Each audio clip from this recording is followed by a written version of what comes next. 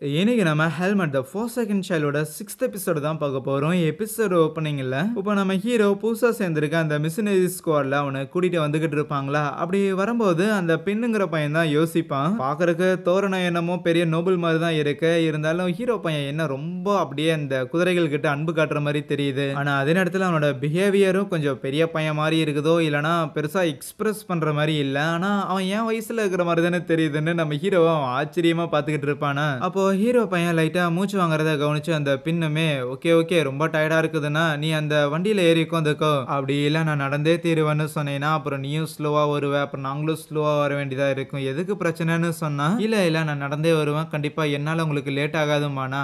தோட அவன் டயர்டா இருக்கிறான்னு அக்கறைப்பட்டு தான் அவனை வண்டியில ஏறி உட்கார சொன்னா. நான் அக்கறைப்படுறேங்கிறத கூட பெருசா கண்டிக்காம ஓவராதான் பண்றான், பெரிய சீனா இருப்பான் போலயே அப்படிங்கிற மாதிரி அந்த பின் நினைச்சிட்டு இருப்பான். அதுவே ஹீரோக்கு தான் ஏன் இப்படி டயர்டா ஃபீல் பண்றங்கிற ஒரு கேள்வி இருந்துகிட்டே இருக்கும். ஏன்னா அந்த ரூட் ஃபாரஸ்ட்ல அவன் எவ்வளவு இன்டென்ஸான ஒரு ட்ரைனிங்கை எடுத்திருந்தாலுமே ஒரு நாளுங்கிறது போதுமானதா இருக்கும் அவனோட பாடியை ரெக்கவர் ஆகிறதுக்கு. ஆனா இப்போ ஏன் அது பண்ண மாட்டேங்குது அப்படின்னு அவனுக்கு ஒன்றும் புரியாம இருக்க. இருந்தாலும் அதை பெருசா மண்டையில போட்டு குழப்பிக்காம ஒரு வேளை இப்படியே நான் நடந்து போயிட்டே இருந்தேன்னா கொஞ்ச நேரத்துக்கு மேல அப்படியே ரெக்கவர் ஆயிரும் அப்படின்னு யோசிப்பான். அதுக்கப்புறம் வழியில ஒரு டாக்டர் கிட்ட ஹீரோவை காட்டுவாங்களா. டாக்டருமே செக் பண்ணி பார்த்துட்டு பெருசா இந்த ஒரு பிரச்சனையும் இல்லை, இவனோட கண்டிஷன்லாம் ப்ராப்பரா தான் இருக்கு, எப்படியும் கூடிய விரைவில் இவனே ரெக்கவர் ஆயிடுவான்னு சொன்னா அதுக்கு நம்ம டானிய சண்டைக்கு போயிருவா.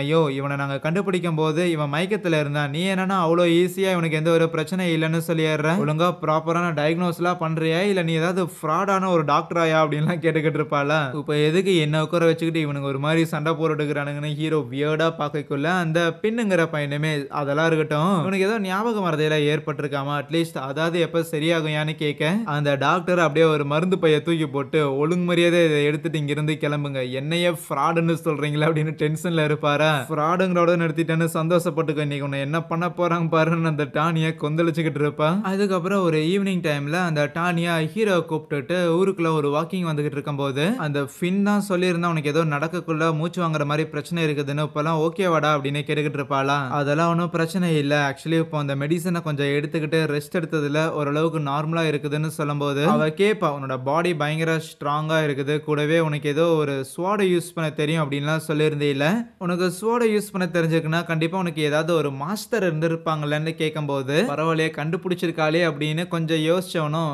மேபி இருந்திருக்கலாம், ஆனா எனக்கு ஸ்வாட சும்மா கையில எடுக்கும் போது அதை எப்படி யூஸ் பண்ணணும் அப்படின்னு தெரிஞ்ச மாதிரி இருந்துச்சு, அந்த மசில் மெமரி எனக்கு இருந்த காரணத்தால தான் அதை யூஸ் பண்ண முடியுங்கிற மாதிரி எனக்கு ஃபீல் ஆச்சுன்னு சொல்லுவானா. ஓ அப்படியா, சரி உன்னால ஸ்வாட யூஸ் பண்ண முடியும்னா வேணும்னா ஏன் இந்த இடத்துல நாம ஒரு சண்டை போட்டு பார்க்க கூடாதுன்னு கேட்ப, ஒரு டூவல் ஒன்று போடக்கூடாதுன்னு. டூவல் அப்படின்னு பயங்கர இன்டென்ஸான ட்ரைனிங் அப்படிலாம் கிடையாது, பயங்கர ப்ரெஷர்லாம் ஆயிக்காத, சும்மா இந்த மாதிரி நம்ம ட்ரெயின் பண்ணோம்னா மேபி உனக்கு பழக்கப்பட்ட அந்த ஸ்வாடை நீ யூஸ் பண்ணும்போது உன்னோட மெமரிஸ் கீது உனக்கு திருப்பி வரக்கான வாய்ப்புகள் இருக்குதுல்ல. அது மட்டும் இல்லாம நாளைக்கு தான் இந்த ஊர்ல இருந்து கிளம்புவோம், அது வரைக்கும் சும்மா தானே இருப்போம், வேணும்னா இதை பண்ணலாமே அப்படின்னு கேட்கும்போது இவன் யோசிக்கிறான், இந்த டானியா வந்து சில்வர்ல இருக்கிற ஒரு ரேங்க் 3 மிஷினரியாமா, கண்டிப்பா பவர்ஃபுல்லான ஒருத்தியா தான் இருப்பா ஹியூமன் வேர்ல்டு கம்பேர் பண்ணும்போது. ஸோ அப்படி இருக்கைக்குள்ள ஒரு ஹியூமன் ஆவரேஜான ஹியூமனை கம்பேர் பண்ணும்போது நான் எந்த அளவுக்கு ஸ்ட்ராங்கா இருக்கிறேங்கிற என்னோட ஸ்ட்ரென்த்தை டெஸ்ட் பண்ணி பார்க்கணும்னு அதுக்கு ஓகே சொல்லுவான். சரின்ட்டு அந்த ஊர்லயே ஒரு பர்டிகுலர் இடம் இருக்கும், அங்க நிறைய பேர் ட்ரெயின் பண்ணிக்கிட்டு இருப்பாங்க. அங்க போனதுக்கு அப்புறம் நம்ம ஹீரோ கிட்ட ஒரு உடன் ஸ்வாட் கொடுத்து இந்த மேட்சை பொறுத்த வரைக்கும் ஒரே ஒரு ரூல் தான், லாஸ்ட் மேன் ஸ்டாண்டிங், யார் கடைசி வரைக்கும் நிக்கிறாங்களோ அவங்க தான் ஜெயிக்கிறாங்கன்ட்டு அந்த டானியா பயங்கர கான்பிடண்டா இருப்பாளா. அப்போ ஹீரோ யோசிக்கிறான், அவனுக்கு வந்து அந்த விசுங்கிறத பயங்கர ப்ராப்பரா யூஸ் பண்ண தெரியுமானா இல்ல, சோ தங்கிட்ட இருக்கிற இந்த ஸ்ட்ரென்த்தை மட்டும் வச்சுக்கிட்டு அவளை எதிர்க்கிறது கொஞ்சம் கஷ்டம், ஆகையால் அவளோட அட்டாக்கை முடிஞ்ச அளவுக்கு ரீடைரக்ட் பண்ணுவோன்னு ஏத்து நிற்பான்.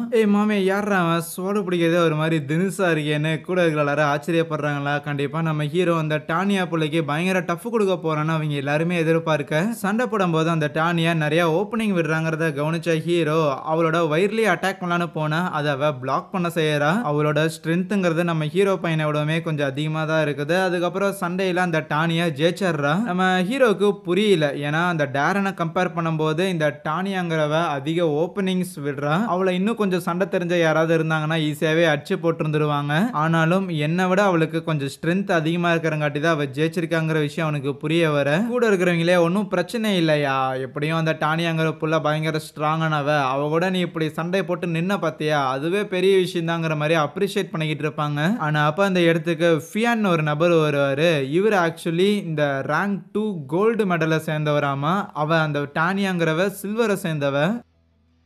ஸ்குவாட்ல இருக்கிற மற்றவங்களுமே வந்து இந்த மாதிரி ரேங்க் 3ல இருக்கிற சில்வரை சேர்ந்தவங்க அப்படின்னு சொல்லிக்கிட்டு இருப்பாங்களா. ஆனால் அவங்க டீம்லேயே பார்த்தா நம்ம ஃபின் இருக்கிறான்ல, அவன் மட்டும்தான் பிரான்ஸை சேர்ந்த 4th ரேங்க் ஆளு. எல்லாருமே பயங்கர ஜோவியலாக தான் பழகுறாங்க. இவங்க ஸ்குவாடு கூட சேர்ந்துக்கலாம் அப்படிங்கிற ஒரு தாட் ஒரு பக்கம் இருந்தாலுமே மனிதர்களை நம்பாதங்கிற மேட்டரை டேரன் சொல்லியிருந்திருப்பாரா. அதனாலேயே லைட்டாக ஒரு தயக்கங்கிறது இருக்க தான் செய்யும். இருந்தாலும் அந்த ஃபியானுங்கிற அந்த ஸ்குவாடோட கேப்டன் கிட்ட, சரி உங்கள் ஸ்குவாடில் நான் ஜாயின் பண்ணிட்டேன்னா எவ்வளவு கால அவகாசத்துக்குள்ள என்னால வெளியில போக முடியும்னு கேட்கக்குள்ள, வெளியில போறது ஆக்சுவலி உன்னோட ஃப்ரீடம் தான். இருந்தாலும் ஒரு பர்டிகுலர் வேலையை ஒன்று எடுக்கிறோம், ஒரு மிஷனை ஒன்று கம்ப்ளீட் பண்றதுக்காக போறோம்னா அட்லீஸ்ட் அந்த மிஷனை கம்ப்ளீட் பண்ற வரைக்காவது ஸ்குவாட்ல இருக்கணும்னு சொல்லக்குள்ள, அப்படின்னா ஓகே ஒன்றும் பிரச்சனை இல்லை, அந்த ஸ்குவாட்லயே ஜாயின் பண்ணலாம் அப்படிங்கிற முடிவை எடுக்கிறான். ஏன்னா எதுவுமே தெரியாம சும்மா அங்கிட்ட இங்கிட்ட உலாவருக்கு இப்படி தெரிஞ்சவங்க கூட சுத்துறது ஓகே தான் நினைப்பான். அதோட ரொம்ப முக்கியமா கூட சில பேரை கூட்டிட்டு சுத்தும் போது அந்த உணர்வுங்கிறது எப்படி இருக்கும் அதையும் புரிஞ்சுக்கணும்னு. அதுக்கப்புறம் இவங்க ஸ்குவாட் ஒரு மிஷனுக்காக போறதா இருக்கும் போல.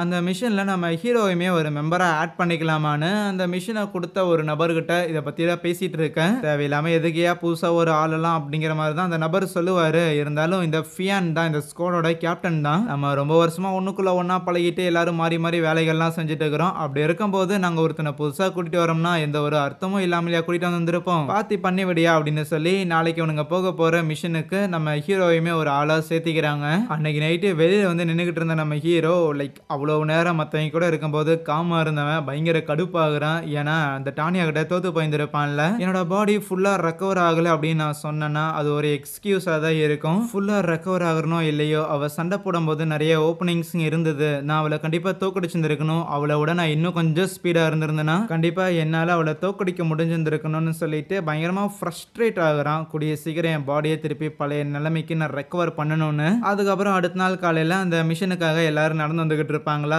பார்த்தா அந்த ஃபின்னுங்கிற பையன்லாம் காலையில அதிகமா சூப்பு குடிச்சிட்ட போல வயிறெல்லாம் கலக்குதுங்கிற மாதிரி ஒரு மாதிரி புலம்பிட்டே வருவான். கூடவே அவனோட வெரி ஓன் ஸ்குவாட்ல இருக்கிறவங்களுமே அந்த ஃபின்னை கேவலமா தான் பார்ப்பாங்களா. அதனால அந்த ஃபின் தனக்கு தோலுக்கு தோல தன்ன மாதிரியே ஒரு மொக்க பீஸா ஹீரோவும் இருப்பானா அப்படின்னு அந்த ஃபின் எதிர்பார்த்தா நம்ம ஹீரோவோட மைண்ட்ல இந்த ஃபின் என்ன கேவலமா பார்க்கறானா அப்படிங்கிற மாதிரியான யோசனை போயிட்டு இருக்கும். ஸோ அதுக்கப்புறம் அவங்களுக்கான வேலையும் வந்துருச்சு. அந்த கார்ட்ல நிறைய பொருட்கள்லாம் இருக்குல்ல, இந்த கூட்ஸ் எல்லாத்தையும் இவங்க பாதுகாக்கணுமாமா. ஸோ அதை சேஃபா கொண்டு போய் விடுற வரைக்கும் இவங்க கூட போகணும் அப்படிங்கறதா அவங்களோட வேலை. இவங்க கூடயே டாரிக் அப்படின்னு சொல்லி இன்னொரு குரூப்பும் வரும்னு சொல்லிட்டு இருக்கேன். அந்த இடத்துல ஒரு ப்ளூ கலர் தலை வச்ச ஒருத்தன் இருக்கிறான்ல, ஸோ அவன் தான் அந்த டாரிக் குரூப்போட ஹெட் போல. அவன் வந்த உடனே நம்ம ஆளுங்க எல்லாருமே பார்த்து ஒரு மாதிரி கலாய்க்கிற டோன்லயே பேசிக்கிட்டு இருப்பானா. அவனை கவனிச்ச ஹீரோவும், ஆமா நேற்று நைட்டே சொல்லிக்கிட்டு இருந்தாங்க இந்த டாரிக்னு ஏதோ ஒரு குரூப் வரப்போகுதுன்னு, அவங்க நம்ம எல்லாரையுமே கேவலமா பார்ப்பாங்கன்னு சொன்னாங்க. ஆனா எதிர்பார்த்த அளவுக்கு அந்த ப்ளூ மண்டையும் அவ்வளவு ஸ்ட்ராங்கா இருக்கிற மாதிரி தெரியல.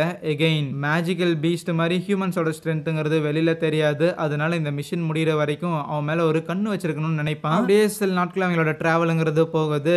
அந்த ப்ளூ மண்டையன் வாய்ப்பு கிடைக்கும் போதெல்லாம் நம்ம ஃபின்னை வம்பிழுத்துக்கிட்டே இருப்பானா. பிளஸ் அவனுக்கு ஏதோ கை உடஞ்ச மாதிரியும் தெரியுது. இனியா ஃபின் ஏதாவது அடிபட்டுருச்சான்னு சொல்லி நம்ம ஹீரோ தான் அந்த ஃபின்னுக்கு கொஞ்சம் அக்கறைலாம் காட்ட, ஏன் இந்த பையன் மட்டும் நம்ம கிட்ட வம்பிழுக்க மாட்டேங்கிறான், ஏதோ சண்டைக்கு வர மாட்டேங்கிறானே அப்படின்னு நம்ம ஹீரோ பையன் மேல ஒரு கண்ணு வச்சுட்டு ஹீரோ கூட சண்டை போடணும் அப்படிங்கிற ஒரு மைண்ட் செட்ல அவன் இருக்கிறான். ஆக்சுவலி இந்த ப்ளூ மண்டையனுக்கு ஒரு அண்ணன் ஒருத்தர் இருந்திருப்பான் போல. ஸோ அவன் வந்து இவனை விட கொஞ்சம் ஹையர் ரேங்க்ல இருக்கிற ஒருத்தன். அவங்க அண்ணன் வந்து ஹெட் பேண்ட் போட்டிருந்திருப்பான், இவன் குடும்பம் போட்டிருந்திருப்பான். ஸோ அதான் வித்தியாசம். ஆல்ரெடி இவன் சில்வர் ரேங்க் 3ல தான் இருந்திருப்பான் போல. ஏதோ சில சண்டையெல்லாம் போட்டங்காட்டி அவங்க அண்ணன் வந்து இவனை டிமோட் பண்ணி விட்டுருந்திருப்பான் ரேங்க் 4க்கு. பர்சனலி அவங்க அண்ணன் அவனை இன்ஃபீரியரா பாக்குறதுமே வந்து இந்த ப்ளூ மண்டையனுக்கு ஒரு கடுப்போ ஏற்றி விட்டுருக்கும் போல. அதனாலேயே அந்த காண்ட் எல்லாத்தையும் யாரு மேலேயாவது காட்டணும்னு நினைச்சவன் இந்த மிஷின் முடியறதுக்குள்ள ஹீரோ பையன் ஏதாவது ஒன்று பண்ணலாம் அப்படிங்கிற மைண்ட் செட்டோட இருக்கேன். அங்கே இந்த ஒரு வீடியோவையும் முடிச்சுக்கிறேன். எனிவேஸ் கைஸ், வீடியோ பிடிச்சிருந்துச்சுன்னா மறக்காம வீடியோக்கு லைக் பண்ணிட்டு அடுத்த எபிசோட மிஸ் பண்ணாம பாருங்க. சேனலை சப்ஸ்கிரைப் பண்ணி வச்சுக்கோங்க.